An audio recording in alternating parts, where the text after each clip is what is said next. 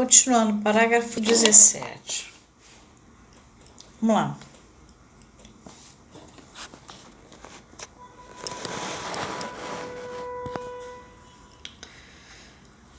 Se, portanto, quando o analista dá ao sujeito a chave de seu sintoma, este nem por isso deixa de persistir nele. Quer dizer, não é pelo fato que você deu ao analisante a chave do sintoma dele. Sim, é o que vem junto. Sim, mas pictus, é o que cai junto.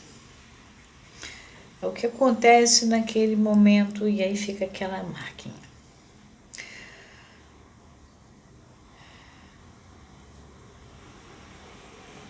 Então, se, portanto, quando o analista dá ao sujeito a chave de seu sintoma, este nem por isso deixa de persistir nele.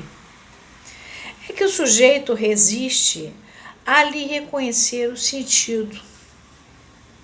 E daí se conclui que é essa resistência que convém, antes de mais nada, analisar. Aí,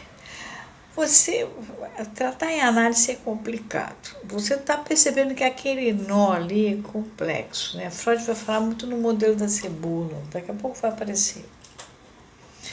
Você não vai catucar lá, porque se for catucar lá, ali você não anda.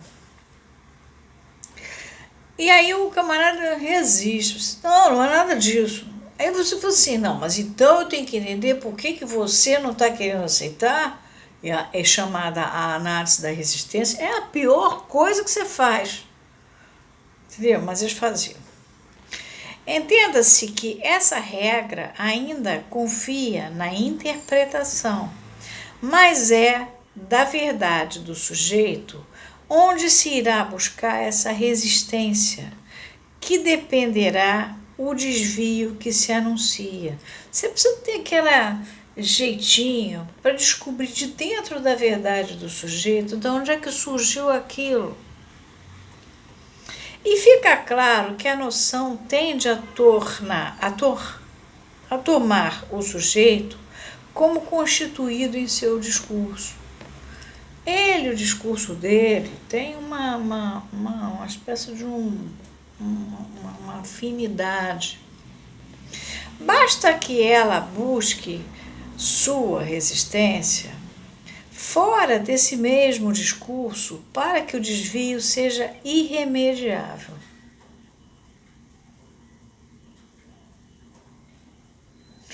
Então, aí pronto. Aí não mais se voltará a questionar em seu fracasso a função constitutiva da interpretação. Então, interpretar é um ato que faz você desfazer, desmontar aquilo.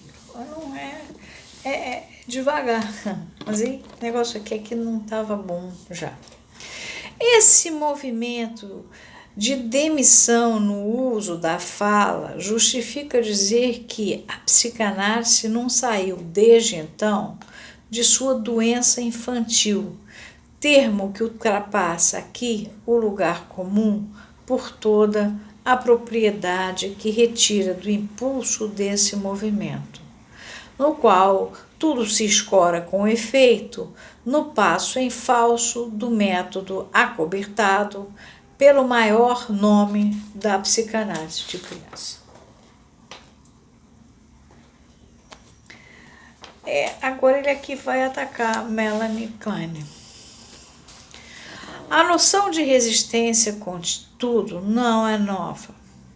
Freud reconhecera seu efeito desde 1985, como manifestando-se na verbalização das cadeias discursivas, em que o sujeito constitui sua história, processo cuja concepção ele não hesitou em converter em imagens, representando essas cadeias como englobando com seu feixe o núcleo patogênico em torno do qual elas se dobram. Foi aí que ele criou o modelo da cebola.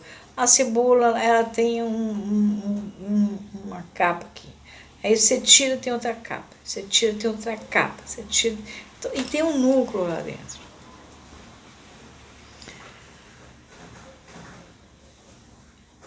Em torno do qual elas se dobram, para deixar claro que o efeito de resistência se exerce no sentido transversal ao paralelismo dessas cadeias.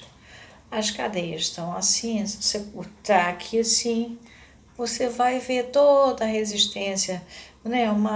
Você tá com a cebola, corta, você vai ver aquele monte de cadeias de resistência. Uma vai cobrir na outra, que vai cobrir na outra, que vai cobrir na outra. É o modelo da cebola. É o segundo modelo que Freud criou. Primeiro foi o da laguna, depois foi o da cebola.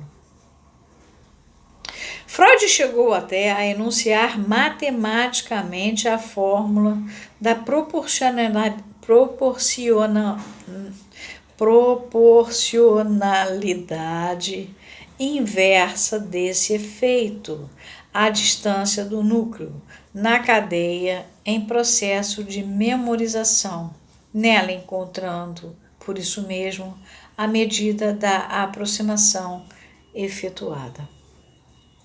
Aqui Freud diz, quanto mais próximo do núcleo, maior está a resistência. Né? O Freud vai chegar a essa conclusão. Aqui fica claro que, se a interpretação da resistência que está em ação nessa cadeia de discurso distingue-se da interpretação do sentido, pela qual o sujeito passa de uma cadeia para outra mais profunda, é no próprio texto do discurso, no entanto, que a primeira se exerce, inclusive em suas ilusões, seus enganos, suas distorções, suas elisões, ou seja, a supressão da vogal final, por exemplo, d'água, né? De água, d'água, e suas lacunas e suas síncopes. A síncope é uma extinção da forma no interior do vocábulo. Então, nesses movimentos é que você vai vendo ao longo do discurso essa resistência e amainando. A interpretação da resistência descortina, pois, a mesma ambiguidade que analisamos acima na posição do ouvinte e que aqui retoma a pergunta: quem resiste? Ela é vaguíssima, porque quem que resiste? É o eu do analista? É o eu do paciente, entre aspas, porque agora se chama paciente? Resposta: o eu respondia à primeira doutrina, aí incluindo, sem dúvida, o sujeito pessoal, ou seja, o eu mesmo, não o sujeito do inconsciente, mas unicamente pelo ângulo indiscriminado da sua dinâmica. Quer dizer, a gente achava que era uma questão da consciência, era uma questão de determinação. O cara estava resistindo porque estava resistindo. É nesse ponto que a nova orientação da técnica precipita-se num engodo, numa cilada. Ela responde da mesma maneira, desprezando o fato de estar se opondo ao eu, no sentido do ego de novo, cujo sentido, o seu oráculo, Freud acaba de modificar ao instalá-lo em sua nova tópica, precisamente no intuito de assinalar claramente que a resistência não é privilégio do eu, mas também do isso e do superior. Todo mundo tem presença forte aí. O eu resiste porque tem que comandar aquela pressão do do isso, e o supereu é uma espécie de régua de medida para ver o quanto que você está fazendo a coisa direitinho. Então, todo mundo resiste.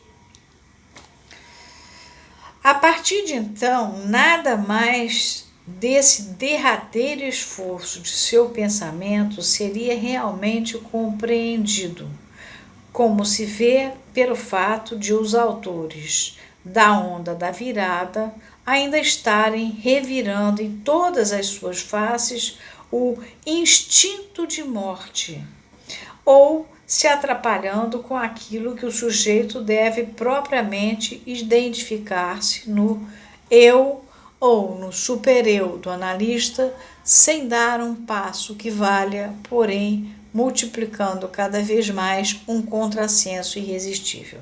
Aqui é devagar.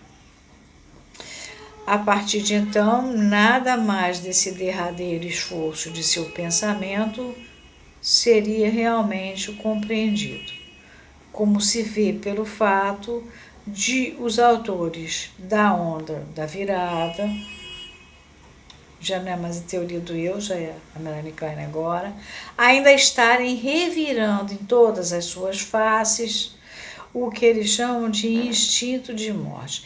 O problema é o seguinte, a palavra das trip. Freud fala em instinct e trip. Instinto é uma coisa, por exemplo, o salmão vai subir naquele rio, ele já sabe que ele vai morrer para poder procriar. O louva-a-Deus vai num coito único da vida dele sendo comido pela fêmea enquanto ele vai tendo relações sexuais com ela. É o único coito. Isso é do instinto de morte. A pulsão de morte é outra coisa. É da teoria pulsional. Então, eu vou ter que voltar a esse parágrafo porque está ficando muito grande esse negócio aqui.